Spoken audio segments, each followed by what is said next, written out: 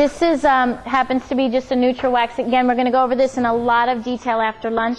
This is zero pigment in this color. This is neutral. It looks white. It just is like no pigment color at all. And I'm just going to take some with a cloth. And I've done this. It looks too dark to me, or it doesn't match what I need. So I can pull off whatever I don't want. As much, again, as much or as little. So. Are these water-based wax? No. The solvent here is mineral spirits. It's mineral spirits, so spirit-based. So, and now also what I'm doing with this wax is now I've just done a final finish. I've now put wax all over the surface. I'm buffing it now. I'm just getting it into the grain, and now I'm done. There's nothing I can put over this that's going to adhere. I cannot put lacquer. I cannot stain this if I think the color's too light. But this is a really nice way to antique something. Simple. You don't have to stain it. I think it can be very attractive. So I think after lunch you all may want to try some of this. Also, all the waxes are intermixable, so if you like this but it's a little too dark and you want to play and try to create your own mahogany or something, mix these. We're going to be taking the earth pigments and making our own colors with the neutral. And then we're going to talk about beeswax, the difference between beeswax, liquid wax, and paste wax. Wax will always activate wax. So, yeah, you can put it on with steel wool. You can put it on with a cloth. It depends on how aggressive you want to pull it up. There's two reasons why you're going to do it. One is because if you do want to remove some of your white, if it's too white, which it could easily be because you've just applied it to your whole surface, the neutral wax will take off a lot of it. And go with the grain. Or also, everyone can take some, I guess, scoop them out. Also, wait, there's two reasons to apply the wax. One, it's going to pull up a lot of the liming wax that's on your surface. Two is it's your final sealer. It's your final finish. You're now making sure that you have wax on the whole surface. Put this on the same way? Yeah. With the grain? Yeah, at this point you can go with the grain because now you're pulling it out. So go with the grain. And you're going to pull out as much as you like, and also at the same time you're almost buffing. This is to go over the line. So this, what I have here, I haven't buffed it yet. Should I buff it first if I like it, or that's... Did you remove did you put any neutral wax on that? It doesn't look like it. I would put neutral wax first because your grain is kind of obscured. It's a little muddy. So your neutral wax will remove a lot of your liming. You're going to start to see your details. Let me take, where's your piece? Here, this is nice.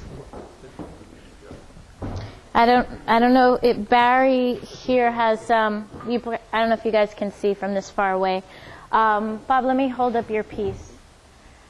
This is, here in this corner, if you can see, it's just so muddied we don't see much grain at all.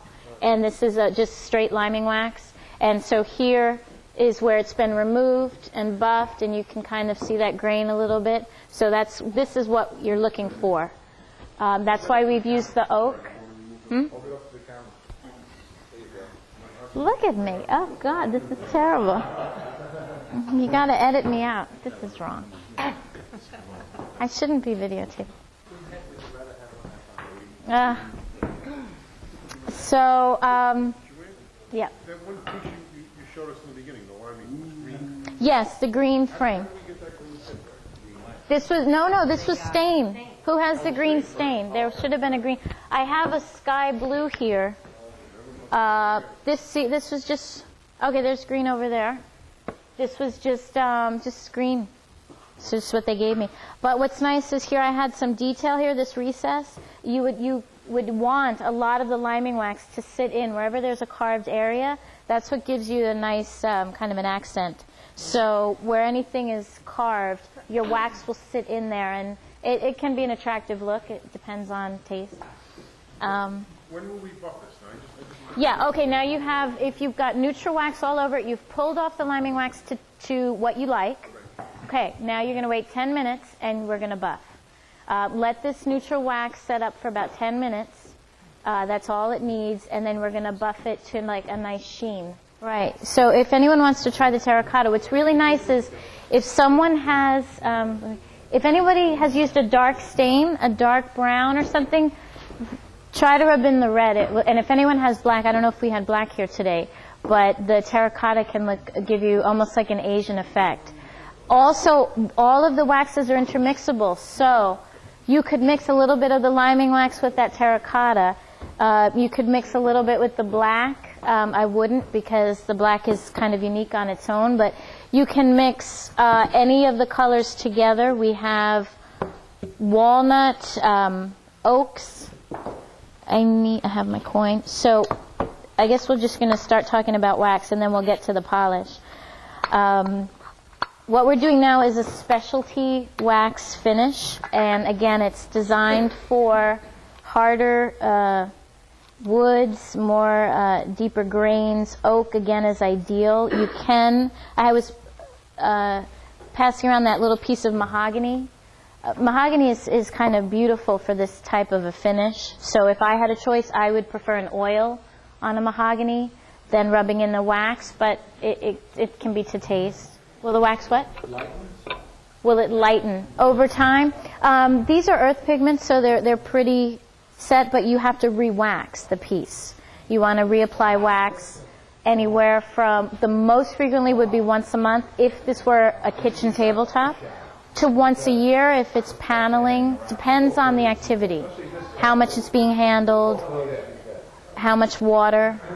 So as you reapply your wax, that will react, your pigment, you're applying more pigment, you're applying more solvent, so you're just going to keep, you always have to reapply wax. So you can't use the colored wax or the final wax, you have to use the liquid? Yeah, you want to just give it a final sealing coat.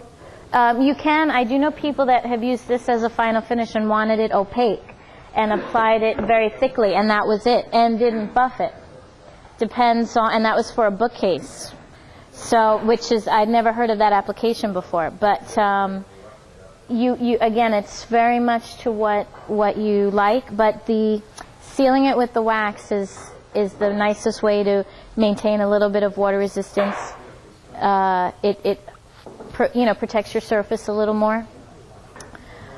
I'd like to pass. Barry, would you pass around the black if someone wants to scoop some out and use them? This particular company, Liberon, and many others, Brywax, and so many other companies have colored waxes, and you may see oaks and pines and so forth. I have two here we brought were an oak, a medium oak, and a walnut. I have a raw piece of walnut here, and what you can do, this is something to keep in mind, to save time, and depending on what you want your final finish to look like, I don't have to stain this piece. I can just use a pigmented wax. So I've got raw piece of walnut, steel wool, nothing on the wood, but I'm using a walnut wax. No, in this case I don't need to. I'm just finishing it. I'm not highlighting or accenting anything. We're only opening the grain with the specialty waxes, predominantly for liming. If I'm not liming, I don't need to use that bronze brush. So with the steel wool, what the steel wool is doing is it's agitating the grain slightly. It's allowing the wax to penetrate. I want a very thin, consistent coat. In general, most people put on too much wax. It's probably the biggest error. And it's just very hard to control with a cotton cloth. When you use a cotton cloth, the solvent is absorbed quickly in the cotton. So what's being applied to the wax isn't the full mixture. I'll have thick spots. I'll have thin spots. It will not be consistent when I go to buff. The steel wool is really unique in this case, and only this grade, because it is so fine. And this is finer than any other 4.0 available. It was just written up in Fine Woodworking magazine in December. I don't know if you all saw that. But so if we were really quiet, you could almost hear it. And you got to buff it afterwards? Yes, then use a cotton cloth to buff. So I'm really working it in, applying as thin a coat as possible. Takes very little wax. The steel wool goes a long way. This doesn't crumble. That's raw wood now, right? This is raw wood. So I'm going to leave a little bit here so you can just see the difference. This saves me a step in staining, a dry time, an hour or two dry time. And I'm going to let this set up about 10 minutes, and then I'm just going to buff with a clean cotton cloth, and then I'm done. And Colored wax is over finished? if you want, pass this around. This is walnut wax that's dried. What? Would you use a colored wax on something that's finished with oil or something? You could if you wanted to enhance the color a little bit. You can easily use a colored wax on an oil. If your piece, maybe if you wanted to darken it, because you've got to know that this is going to darken now whatever you apply it to. So if you had a piece with an oil finish and it was too light, you can absolutely use a darker wax. It's a really nice way to deepen something. Now, once my wax is on, this is it. There's nothing I can do to this. I cannot put a varnish. I cannot stain this. Wax has now sealed all the grain. This is the most important. People always ask, well, what do I put on top of this? I'm done. So I need to make sure that this is what I wanted. If this were too light and I needed to stain this, maybe with the Van Dyke crystals, I would have needed to do that first. What I would have to do is take mineral spirits, remove the wax, sand it down.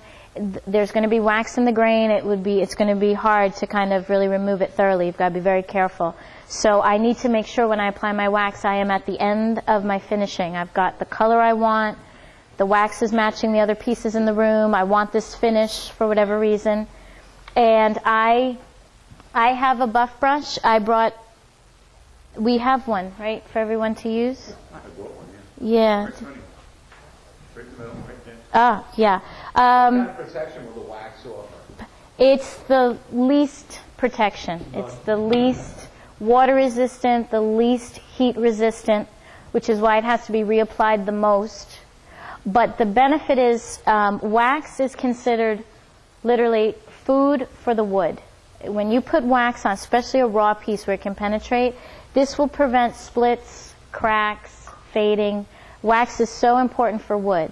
Once you start having harder finishes on, obviously your wax isn't penetrating, and then at that point it's just surface finish.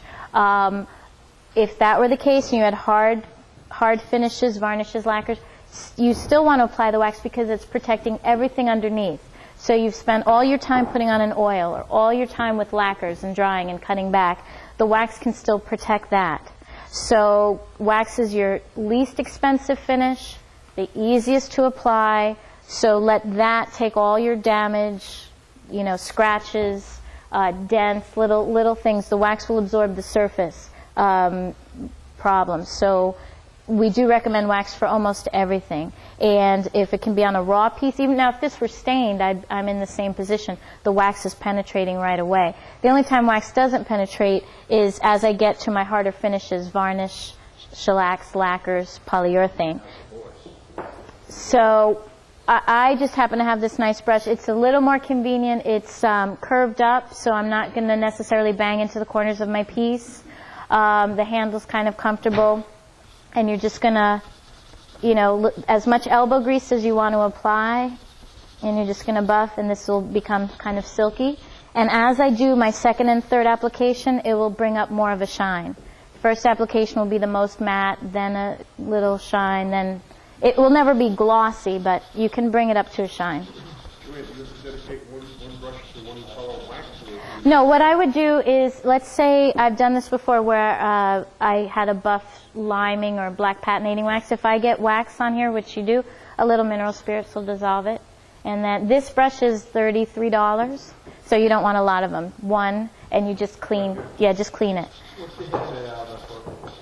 What's the hair made out of? No, it's not horsehair actually. It's an imitation hair. It's not synthetic. So Joanne, after you put either finishing oil or tongue oil onto the project, and you let it dry, but how long does it have to cure before you can put your wax on? It depends on how much you've done, but if it's your last coat, days before you put on your wax. As many days as you can. Okay. Like anywhere from 4 days to 14 days. So, if you guys want to try to buff with these brushes, you're welcome to, but cotton cloth here is fine. Clean cotton, lint-free. Make sure it's 100% cotton, and just elbow grease. And you can start buffing your waxes. If we have some raw wood, try some of these colors. This is a medium oak. Yeah, the walnut's like a favorite. Scoop some out, pass it around.